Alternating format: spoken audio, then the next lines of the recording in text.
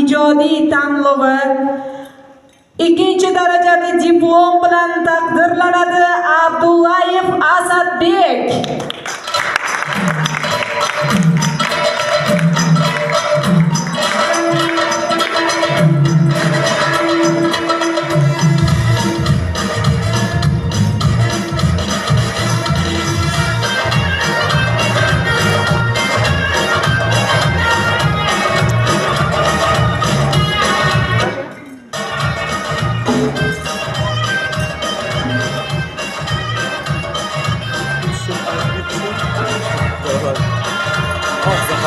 Xuddi shuningdek, Yangi yil yulduzlari Respublika musiqiy va ijodiy tanlovida birinchi darajali diplom bilan taqdirlanadi.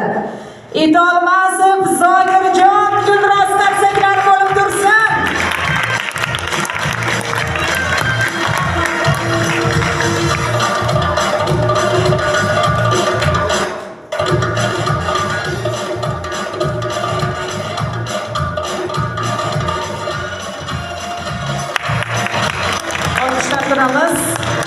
Va xuddi shuningdek, kuni kecha bo'lib o'tgan Buxoro sadolari Respublika yosh ijodkorlar tanlovida ham mana shu ikki o'quvchimiz maktabimiz, tumanimiz san'atini himoya qilib, respublikada Olot tumanini yoshlari har nimaga qodir ekanligini isbotlab, yana shunday medallar qatoriga qo'shishdi.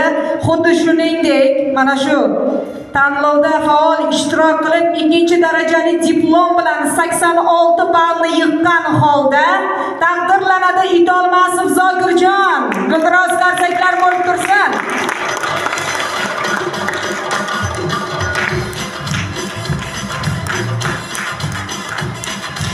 Xuddi shunday davom etamiz.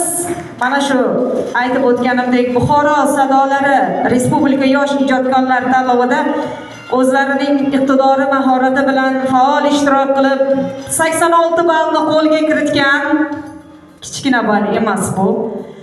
Ikkinchi darajali diplom bilan taqdirlanadi Abdullayev Asadbek. Gulroz qarsaklar bilan.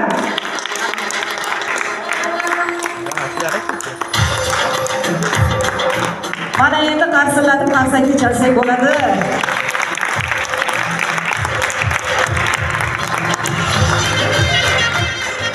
Har bir o'quvchimizga, har bir ilm berayotgan farzandimizga mana shunday yutuqlar bardavom bo'lmoqligini tilaymiz. Ustoz, sizga hech qachon charchamang. Mana shunday yosh avlodni